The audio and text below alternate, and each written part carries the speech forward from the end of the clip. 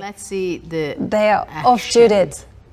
And we see Knight F3. Knight F3. Change of openings. Why not? And now G3, I'm expecting, okay, D5 on the board.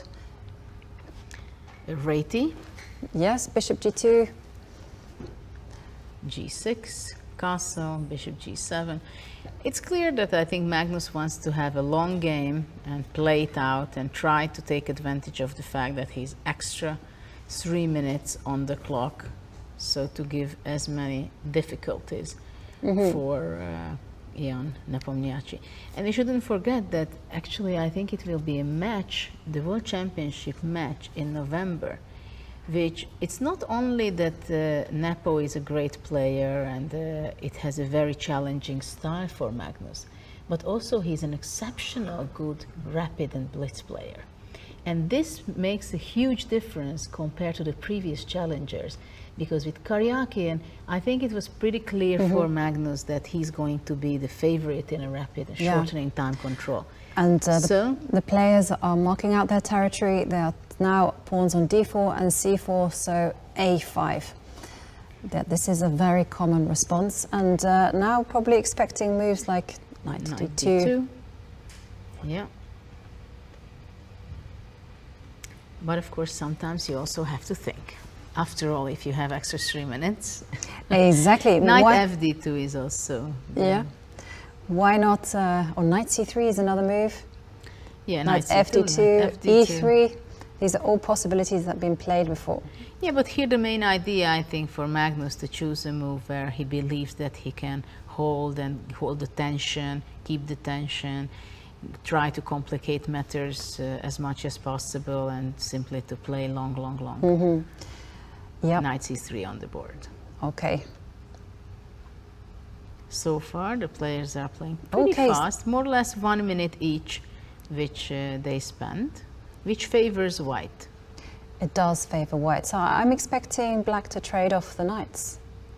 It seems to me quite well, logical. It's option to exchange and then play bishop e4 to have the knight pinned, because black would be happy if he can exchange the white square bishop. This is why bishop h3 might be a possible move and continuation in order to try to move knight d2 without exchanging the white square bishop. And Magnus pushing forward, and I'm just looking at the most popular move, and that's to play rook fc1. This is what's on the board. On the board, and the whole point is that once black develops the knight to d7, then there will be a trade. No, there will be a trade of pawns first. Okay, so AB. Yep. So now A line is given away by black. Queen b6 attacking the b3 pawn right now. So queen b2, what I'm expecting, or maybe I don't think he wants to go knight d2. I have doubts about it. No, because that's a trade. Yeah, and the position becomes more simple. And bearing after in mind, that, black would be captured. Knight d7 simply develop the position. So after queen b6, white should be solving his questions. Maybe rook a3. That's an optional move. Yeah, rook a3 is nice. Yeah, rook a3 is possible. Though still white needs time to be able to move away with his knight on f3. Other moves could potentially be move the queen away. Well, queen d1 is possible, but on e2 it stands very well, so you don't really want to move away, I think, with the queen. And after queen, also knight a6 is possible to reach out to b4 possibly. And okay, well, we have b4. I like b4. So b4 with a possible... you have to take space. Yeah. But now I'm expecting pawn takes pawn. Yeah, because white wants to go c5 that's and a later serious b5 threat, to get the space advantage. So probably d takes c4, but it's no, not. he doesn't play it, knight d7. Oh, well, I would be playing c5 in a heartbeat. Bishop f1, for example, I would consider. Bishop f1, or also bishop h3 attacking the d7 knight and freeing up my knight from f3 going to d2. Bishop h3 is nice. I like it. But I must admit, my instinct to push forward with the pawns is too strong. C5. C5. C5. Queen C7. So, Rook A7. Rook A7, So okay. it seems like Magnus is really in the mood that, okay, he wants to just push his pawns later and gain space advantage. Black goes back. Queen B8 already. Queen A2. So C5, Queen B8. So let's see if he's going to go Queen A2 or he just comes back with his Rook to A3, let's say. Queen A2 on the board. And now bishop takes knight, followed by bishop. And very energetic. Typical Nepo, I think. He doesn't want to stay passive. He wants action. He wants to react immediately. But I tell you one thing that I know about these type of positions is that this kind of strike is only dangerous in a middle game. And it's only dangerous if you have some weaknesses around your king. And otherwise, you just ignore it. But there is a threat, right? There's knight, pawn takes pawn, followed by... But I want to take the bishop.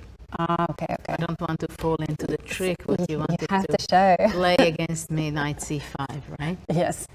So, You read me like a book.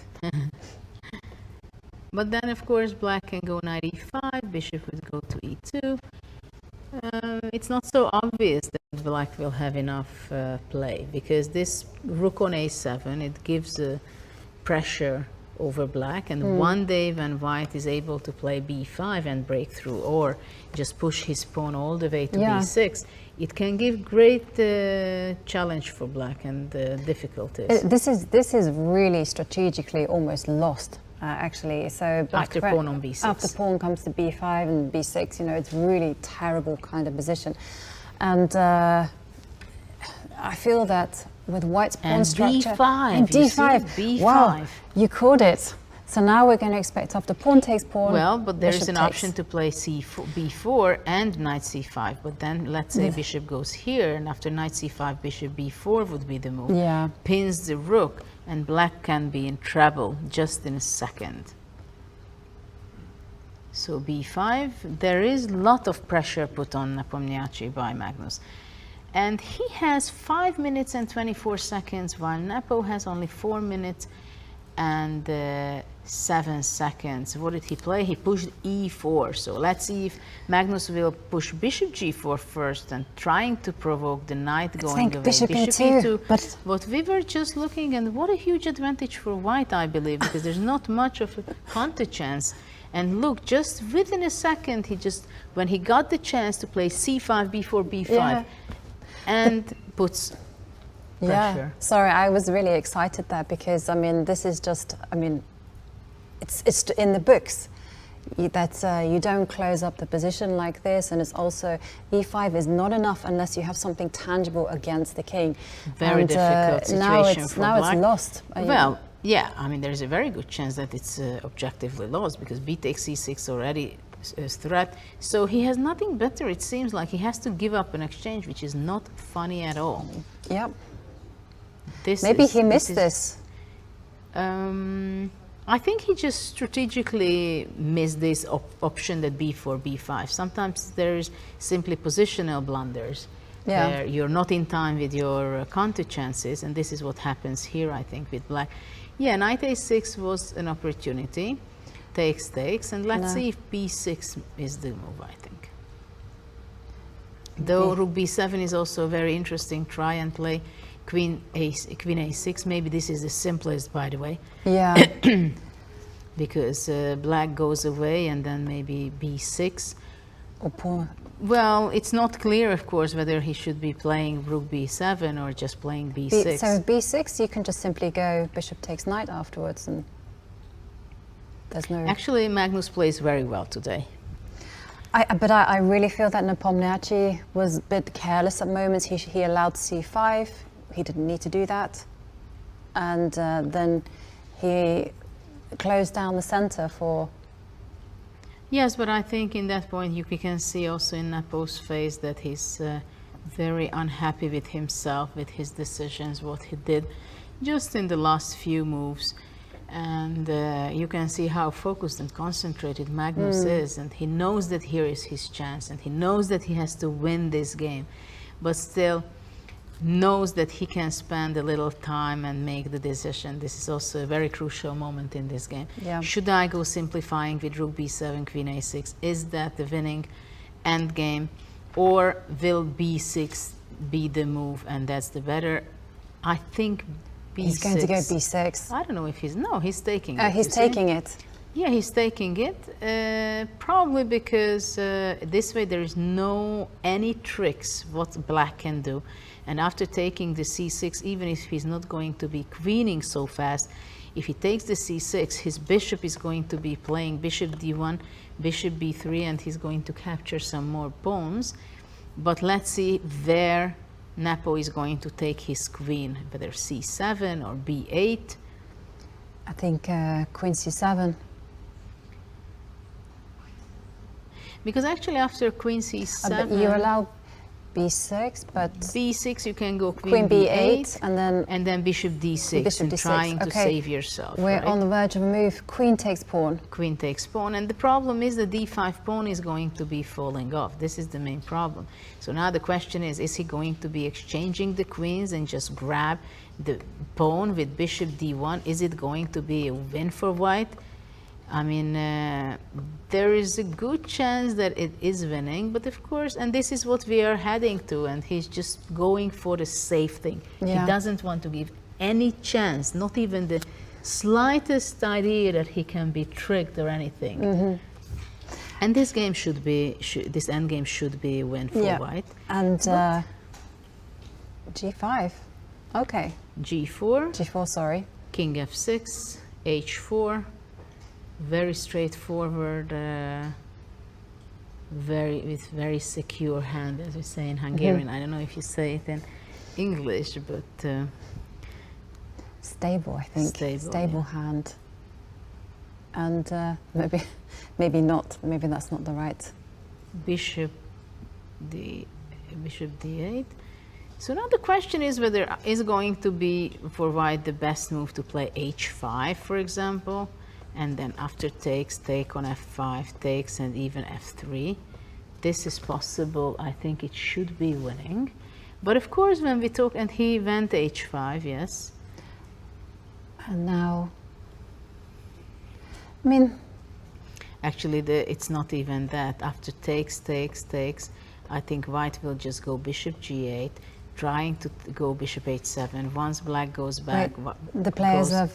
yeah, this is... making a lot of moves. Yeah, bishop e4. So now white has 3 passed pawns. And now the question is whether black is going to be capturing the f-pawn and trying to save himself, which I don't think there is too much practical chance for black either way. But maybe kind of keep those 2 passed pawns on the board. But it means that black has to be moving back, then king g3, and immediately white is capturing already one of the pawns. Okay, though, we have it on the board. Yeah, this is on the board. Bishop a5. Actually, it was a very good try by Magnus. Because but now you the problem is that even this position with if the d4 pawn would not exist, it's also winning. Because there is 3 empty files between the 2 pawns, and that's a win. Okay. But let's see how he did.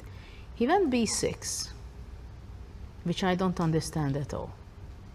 So his idea is just to round up all the pawns. Yeah, he just wants to keep 3 pawns. And that's it. Wow. Causes a resignation from Nepomniachtchi, and Magnus once again is triumphant in the Armageddon.